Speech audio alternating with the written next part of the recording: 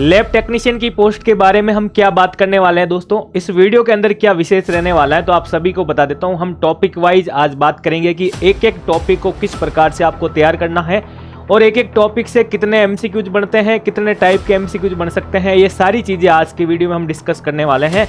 नमस्कार साथियों, कैसे हैं आप सभी का सुदर्शन पैरामेडिकल के इस ऑनलाइन प्लेटफॉर्म पर हार्दिक स्वागत है। दोस्तों आज की क्लास में हम बात करने वाले हैं एमपी ग्रुप 5 वैकेंसी की जो तैयारी कर रहे हैं, उसके अंदर भी हम बात करेंगे दोस्तों आपके लैब टेक्नीशियन की पोस्ट के बारे में। लैब टेक्नीशियन की पोस्ट के बारे में हम क्या बात करने वाले हैं दोस्तों, इस वीडियो के अंदर क्या विशेष रहने वाला है तो आप सभी को बता देता हूं। हम टॉपिक वाइज आज बात करेंगे कि एक एक टॉपिक को किस प्रकार से आपको तैयार करना है और एक एक टॉपिक से कितने एमसीक्यूज बनते हैं, कितने टाइप के एमसीक्यूज बन सकते हैं। ये सारी चीजें आज की वीडियो में हम डिस्कस करने वाले हैं, तो इस वीडियो को आप बिल्कुल अंत तक देखिएगा दोस्तों। तो यहां पे देखो दोस्तों, हम बात करेंगे कि क्या सभी विषयों के बारे में हम बात करने वाले हैं। बिल्कुल हम सभी विषयों के बारे में विश्लेषण करेंगे दोस्तों डिटेल के अंदर। तो सबसे पहले ही आपको बता देता हूं, अगर टेलीग्राम चैनल नहीं ज्वाइन किया है बिल्कुल आप इसे ज्वाइन करें। सुदर्शन पैरामेडिकल के नाम से दे रखा है, इसका लिंक भी दोस्तों आपको डिस्क्रिप्शन में मिल जाएगा। और अगर आप एमपी ग्रुप 5 की तैयारी कर रहे हैं और कोई भी आपको डाउट्स हैं, दिक्कत है, बिल्कुल इस नंबर पर व्हाट्सएप मैसेज या फिर कॉल करके आप बात कर सकते हैं दोस्तों। आगे हम बात करें दोस्तों आप लोगों के सिलेबस के बारे में।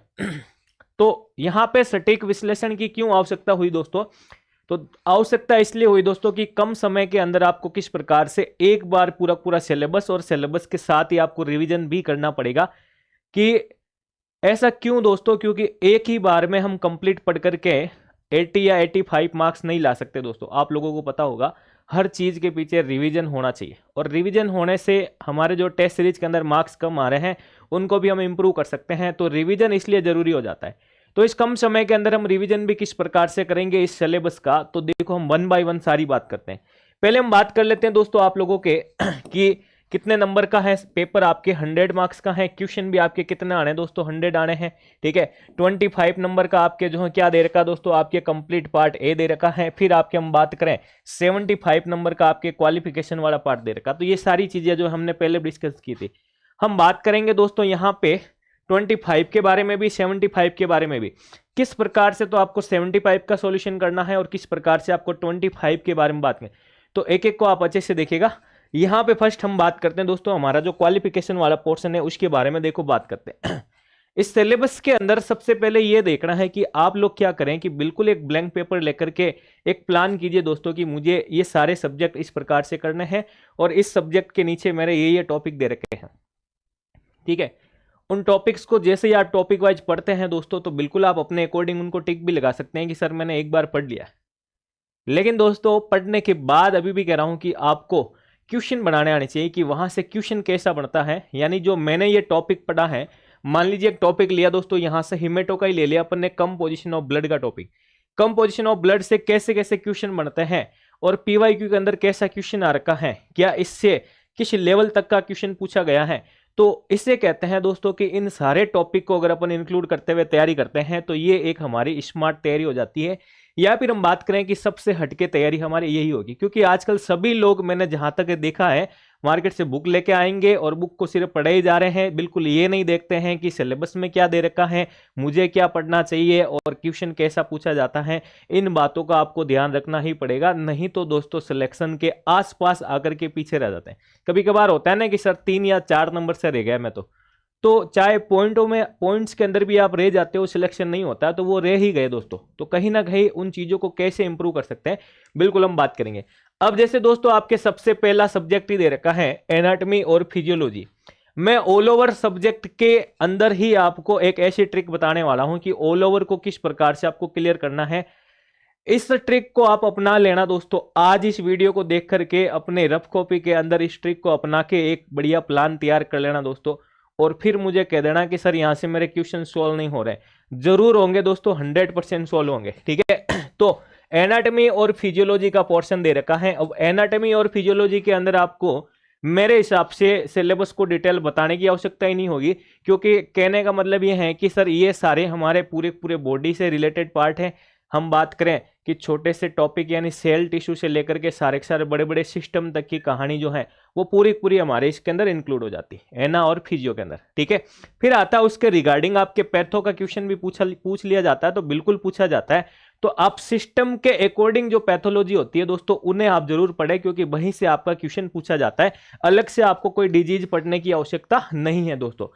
देन हम बात करें आपके बायोकेमिस्ट्री के बारे में कि सर बायोकेमिस्ट्री के अंदर क्या क्या है दे रखा है। तो आपके देखो दोस्तों, biochemical structure of carbohydrate, protein, lipid, enzyme. फिर आपके देखो क्लिनिकल बायोकेमिस्ट्री के कुछ टॉपिक अलग दिए इन्होंने, केएफटी यानी आरएफटी के बारे में दिया है, एलएफटी के बारे में दिया है, कार्डियक प्रोफाइल दिया है दोस्तों, और लिपिड प्रोफाइल दिया। ये टॉपिक दिए इन्होंने। इन टॉपिक को दोस्तों आप मात्र और मात्र 10 मिनट के अंदर ही क्लियर कर सकते हो, लेकिन उसके पीछे आपको जो पता लगाना है कि क्वेश्चन कैसा आ सकता है तो वो आपको जानना पड़ेगा। अभी मैं इसी के नेक्स्ट स्लाइड के अंदर आपको बताने वाला हूं कि इन सारे टॉपिक के ऊपर आपको कौन सा जो है ट्रिक्स अप्लाई करना है, तो बिल्कुल आप देखिएगा। देन हम बात करें आपके हिमेटोलॉजी के पोर्शन के बारे में। ब्लड का कंपोजिशन दे रखा है, कलेक्शन दे रखा है, एंटीकोगुलेंट्स दे रखा है, हीमोग्लोबिन एस्टिमेशन दे रखा है, टोटल आरबीसी काउंट दे रखे हैं और उससे रिलेटेड आपके डिजीज भी दे रखा है, preparation and staining of blood film. फिर हम बात करें आपके तो WBC काउंट है, ठीक है ना, TLC और DLC दोनों दे रखे हैं, एब्सोल्यूट वैल्यू दे रखी है, ESR है, PCV है, रेटिकुलोसाइट काउंट है, प्लेटलेट काउंट है, BTCT, LECL प्रिपरेशन और सिकलिंग टेस्ट और ऑस्मोटिक फ्रेगलिटी, बोन मैरो एग्जामिनेशन। ये सारे हिमेटोलॉजी के अंदर आपके टॉपिक दे रखे हैं। इन टॉपिक को क्या सर एकेडमिक के अंदर पढ़े थे वैसे पढ़ना है क्या? नहीं, आप लोग वैकेंसी की तैयारी कर रहे हैं दोस्तों, तो जब तक आपको ये पता नहीं चलेगा ना कि एकेडमिक और वैकेंसी के अंदर क्या अंतर आता है, क्या पूछा जा सकता है, तो एक वैकेंसी के लेवल के अंदर आने के लिए आपको अपने आप को उसके अंदर आपको डालना पड़ेगा कि वैकेंसी के क्वेश्चन कैसे होते हैं और एकेडमिक के क्वेश्चन कैसे होते हैं।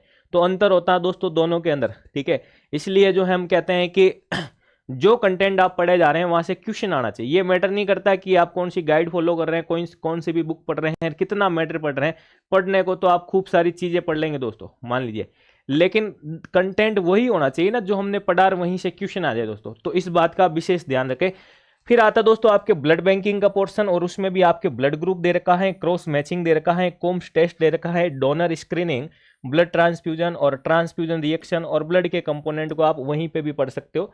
यहाँ पे मेरे कहने का मतलब था कि दोस्तों कि ब्लड अगर एक टॉपिक दे रखा है दोस्तों जो आपके हिमेटो में भी आ रहा है, ब्लड बैंकिंग में भी आ रहा है, ठीक है, अपन जनरल फिजियोलॉजी के अंदर वहां भी ब्लड पढ़ लेते हैं क्योंकि कॉमन होता है ये। तो ब्लड के टॉपिक को ही आप एक ही बार में पढ़ लो ना, इसके जितने भी पॉइंट्स हैं, इसके जितने भी टॉपिक्स हैं, इसके अंदर एक ही जगह निपटा दो उनको। फिर ब्लड का क्वेश्चन कैसा भी आ जाए, कहीं से भी आ जाए, कोई भी सब्जेक्ट में आ जाए, पूरा पूरा कर लेंगे। तो टॉपिक इस प्रकार से हमारा क्लियर होना चाहिए, ठीक है। सीपी की बात करें, आपके यूरिन एग्जामिनेशन दे रखा है, स्टूल एग्जामिनेशन है, सीमन एग्जामिनेशन और CSF एग्जामिनेशन। देखो यूरिन एग्जामिनेशन को हम अकेडमी के दौरान पढ़ते हैं तब खूब बड़ा सारा पढ़ते हैं, लेकिन वैकेंसी में इसके क्वेश्चन अलग तरीके के पूछे जाते हैं, ये भी आप ध्यान रखना। फिर आ गई आपके पैरासाइटोलॉजी, एक ही चक्रव्यूह में पूरी पैरासाइटोलॉजी खत्म करेंगे। माइक्रोबायोलॉजी दे रखी है, सीरोलॉजी दे रखी है। अब माइक्रोबायोलॉजी में कंप्लीट बैक्टीरिया दिया, आपको कंप्लीट बैक्टीरिया ही दिया है, ठीक है, तो बैक्टीरियोलॉजी वाला पूरा पार्ट आ जाएगा आपके। नेक्स्ट हम बात करें सीरोलॉजी, हिस्टोलॉजी और साइटोलॉजी।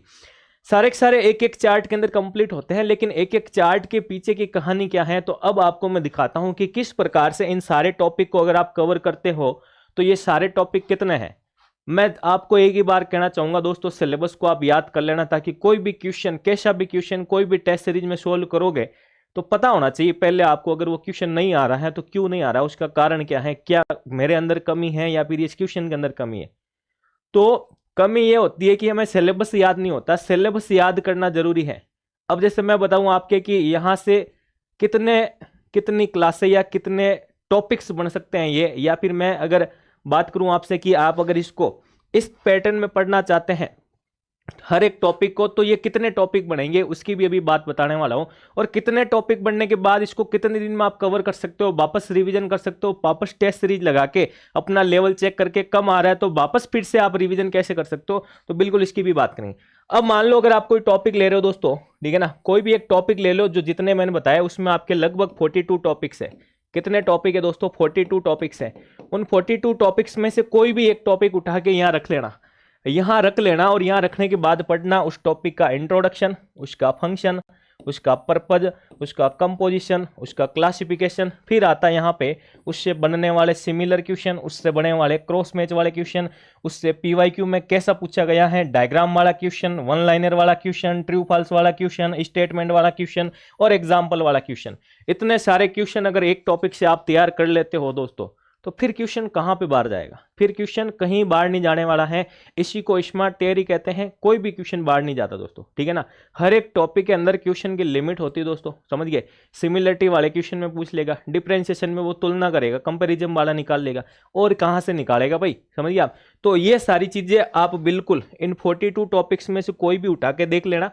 फिर आता कि सर इन ऑल टॉपिक्स को हम कितने दिन में कवर कर सकते हैं, तो मैंने आपको कहा था कि 45 डेज के अंदर कवर कर सकते हो। क्यों? क्योंकि 45 डेज जब आपके नोटिफिकेशन निकाला था इन्होंने, तब आपके पास 45 दिन थे। लेकिन अब वापस से इन्होंने संशोधित करके अपने एमपी ग्रुप 5 वैकेंसी का नोटिफिकेशन आने वाला है वापस से, तो उसके अंदर आपको थोड़ा टाइम मिल जाएगा, समझ गए। तो टाइम मिलेगा तो भी कोई दिक्कत नहीं। मैंने आपको कहा ना 45 डेज वाला टारगेट मत छोड़ना, ठीक है। जो स्टूडेंट 45 वाले टारगेट से जुड़कर, जैसे हम बात करूं स्पेशल क्रैश कोर्स भी ज्वाइन किया था, उनके आज 14 क्लासें हो गई है, यानी 42 टॉपिक्स में से 14 जो है टॉपिक हो गए हैं। तो वापस उनका रिवीजन भी हो जाएगा, वापस एग्जाम आएगा तब फिर से उनका रिवीजन हो जाएगा, समझ गए आप। तो ये सारे टॉपिक आप 45 डेज में क्लियर कर सकते हो दोस्तों, ठीक है। आगे मैं बात करूं कि ये आप मेरे साथ जुड़कर भी तैयारी कर सकते हैं दोस्तों। इसके लिए देखो, मैंने 45 दिन का एक स्पेशल क्रैश कोर्स स्टार्ट किया। उसमें आपके अकॉर्डिंग टू सिलेबस आपके टॉपिक वाइज जितने भी शॉर्ट चार्ट हैं, 45 में से 42 अगर शॉर्ट चार्ट हैं, तो सारे के सारे आपको शॉर्ट चार्ट के बेसिस पर वहां से बनने वाले एमसीक्यूज भी, वो भी थोड़ी उसमें ऐड है। शॉर्ट चार्ट और वहां से बनने वाले आपके जो पीवाईक्यू दे रखे हैं, उसी बेसिस पर आपके एमसीक्यू, ठीक है। फिर आपका पार्ट ए जो आपके 25 नंबर का है दोस्तों, वो पूरा मैं आपको दे रहा हूं, और पार्ट बी आपके पूरा शॉर्ट चार्ट के बेसिस पे। फिर इनकी आपके टेस्ट सीरीज और मैराथन क्लासेज और पूरा सिलेबस होने के बाद लास्ट में आपके, ठीक है ना, कि 45 दिन की जरूरी नहीं है आपके 45 दिन तक ही चलेगा, नहीं, 45 दिन के बाद भी फिर आपके वन लाइनर स्टार्ट हो जाएंगे, क्योंकि क्वेश्चन वन लाइनर का भी पूछा जाता है।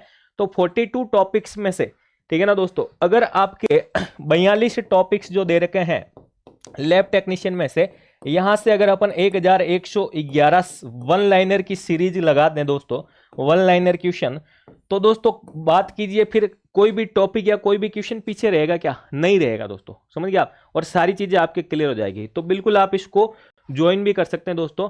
या फिर मैं बात करूं दोस्तों आपके, मैं यूट्यूब के ऊपर भी आपके सुदर्शन पैरामेडिकल मेरे चैनल पर आपके सारी चीजें करवा रहा हूं। जैसे आपके लैब सीरीज के अंदर, ठीक है ना, मैंने एमसीक्यूज करवाए, टॉप 100 एमसीक्यूज के अंदर मैंने बात की है कि किस प्रकार से क्वेश्चन बन सकते हैं, हमेशा टाइप ऑफ क्वेश्चन के बारे में बात की। तो आप यहां जुड़कर भी कर सकते हैं। मैंने डायग्राम सीरीज पूरी करवा दी, आपके क्रॉस मैच सीरीज पूरी करवा दी है, टॉप 100 एना फिजियो करवा दिए हैं। और इसके अलावा भी आप जाओगे यहाँ पे देखोगे प्ले लिस्ट के अंदर खूब सारी चीजें आपको दोस्तों मिलने वाली, ठीक है। तो आप वहां से भी एक बार अपनी तैयारी का पैटर्न, ये किस पैटर्न में आप तैयारी करना चाहते हैं, तो यहाँ पे भी आप बिल्कुल देख सकते हैं दोस्तों, ठीक है भाई। आगे हम बात करें दोस्तों आपके एमपी ग्रुप 5 वालों के लिए जो ये समस्या है पार्ट ए के रिगार्डिंग, पार्ट ए जो आपके 25 नंबर का पोर्शन दे रखा है, तो यहां पे मैं कहना चाहूंगा कि पार्ट ए जो है आप लोगों के लिए मैं फ्री टेस्ट सीरीज अवेलेबल करवा रहा हूं। ये फ्री टेस्ट सीरीज जो है दोस्तों, इस फ्री टेस्ट सीरीज के अंदर आपको क्या क्या मिलेगा, तो अभी बता देता हूं कि इस फ्री टेस्ट सीरीज में आपके जो पार्ट ए के अंदर एमपी ग्रुप 5 वालों के लिए 25 मार्क्स का पूरा डाटा, जिसमें आपके maths, reasoning, GK, general science, current affairs, ठीक है ना, और आपके क्वेश्चन आता दोस्तों इंग्लिश प्लस हिंदी का भी, ठीक है। तो ये भी आपको कंप्लीट ये फ्री टेस्ट सीरीज रहेगी दोस्तों, फ्री टेस्ट सीरीज रहेगी। और इसके अंदर दोस्तों मैं बात करूं आपके कंप्लीट, मैं बात करूंगा आपके 25 जो मार्क्स का सिलेबस है, तो 25 टेस्ट आपको मिलेंगे। टोटल कितने टेस्ट मिलेंगे दोस्तों? 25 टेस्ट आपको मिलेंगे, ठीक है ना। और एमपी ग्रुप 5 वालों के लिए भी बता देता हूं कि 5/12/2024 से ये टेस्ट स्टार्ट होगा आपके 5/12, यानी कि सर कल से स्टार्ट होगा, बिल्कुल ये कल से आपके टेस्ट स्टार्ट हो जाएगा। डेली का एक टेस्ट अपलोड होगा, आप फ्री यहाँ पे टेस्ट दे सकते हैं दोस्तों, समझ गए। तो इसके लिए क्या करना है, इसके लिए आपको एप्लीकेशन डाउनलोड करना है। एप्लीकेशन डाउनलोड करने के बाद वहां पर ये फ्री टेस्ट कहाँ मिलेगा, तो इसका वीडियो मैं आपको बहुत जल्द देने वाला हूं कि कहाँ पे व्यवस्थित उस फोल्डर के अंदर आपको 1 2 3 4 की सीरीज में सारे के सारे टेस्ट मिलेंगे दोस्तों, ठीक है। तो अगर वीडियो आपको पसंद आया तो बिल्कुल आप इसको लाइक करें और चैनल को सब्सक्राइब करें। और पैरामेडिकल से संबंधित कोई भी इंफॉर्मेशन के लिए बिल्कुल आप टेलीग्राम चैनल भी ज्वाइन करें दोस्तों। धन्यवाद।